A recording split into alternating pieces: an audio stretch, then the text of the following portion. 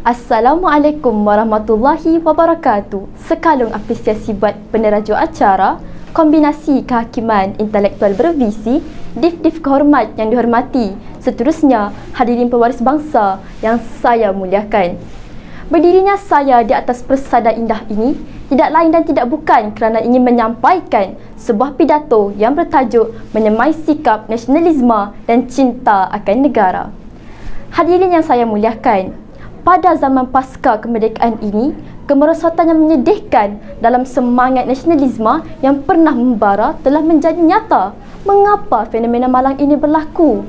Hal ini boleh dikaitkan dengan fakta bahawa generasi hari ini tidak pernah merasai susah payah kehidupan zaman darurat. Kebanyakan mereka membesar dalam kepompong kemewahan dan keselesaan. Walau bagaimanapun, hal ini pula berbeza dengan apa yang dihadapi oleh generasi terdahulu. Mereka hidup dalam keresahan dan ketakutan memikirkan nasib tanah air kita yang telah dijajah dan diragut keamanannya. Mereka mempertaruhkan nyawa demi memastikan maruah bangsa dan kedaulatan negara tercinta terjaga.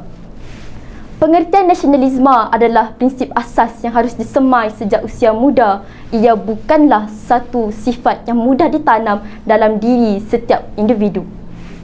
Persoalannya, bagaimanakah caranya untuk menyemai sikap nasionalisme dan cinta akan negara ini? Untuk mengupas segala persoalan, 3 indikator perdana akan saya utarakan. Hadirin yang dihormati sekalian, indikator pertama saya ialah mengkaji sejarah tentang penubuhan awal negara.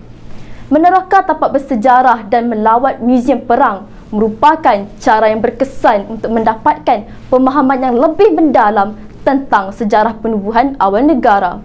Dengan melawat tempat bersejarah dan muzium, kita dapat memastikan bahawa kita tidak akan lupa untuk menunjukkan rasa terima kasih atas pengorbanan yang telah dilakukan oleh mereka yang berjuang untuk membebaskan negara daripada cengkaman kuasa luar.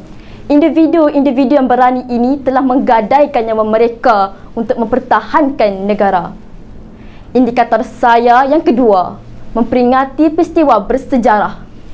Memupukan semangat nasionalisme dan cinta akan negara yang mendalam boleh dipupuk dengan memperingati peristiwa bersejarah yang penting seperti Hari Kemerdekaan yang disambut dengan penuh penghormatan pada 31 Ogos setiap tahun dan Hari Malaysia pada 16 September. Memang diakui secara meluas bahawa Malaysia mempunyai penduduk yang pelbagai, terdiri daripada Melayu, Cina dan India. Dengan bergembira secara kolektif dalam ulang tahun keramat ini, ikatan antara etnik yang berbeza dapat diperkukuh, menghasilkan sebuah masyarakat yang dicirikan oleh perpaduan yang tidak berbelah bahagi, kerukunan dan keprihatinan yang tulus terhadap satu sama lain. Hadirin sekalian, indikator saya yang ketiga dan terakhir, menyelami jiwa kepahlawanan orang-orang terdahulu. Jiwa kepahlawanan orang dahulu kala dapat diselami dengan menonton filem-filem yang berkaitan dengan sejarah-sejarah Malaysia. Misalnya, filem Lieutenant Adnan, Bukit Kepong, Mat Kilau dan Sarjan Hassan. Karya-karya mengagumkan ini sedikit sebanyak dapat memberikan kita pengajaran yang amat bermakna. Ia mengajarkan tentang erti betapa sukarnya wiranegara berjuang demi memerdekakan tanah air tanpa berasa jemu dan putus asa.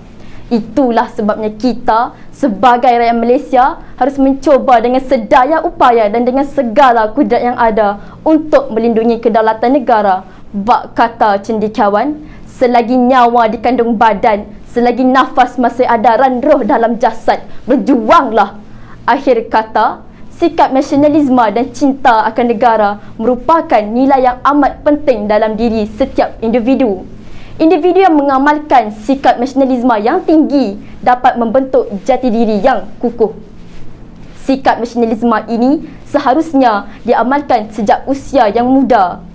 Persis kata orang tua-tua, melentur buluh biarlah dari rebungnya. Ini kerana sikap nasionalisme dan cinta akan negara merupakan sebahagian daripada kehidupan kita. Sekian wabillahi taufik wa hidayah. Wassalamualaikum warahmatullahi wabarakatuh.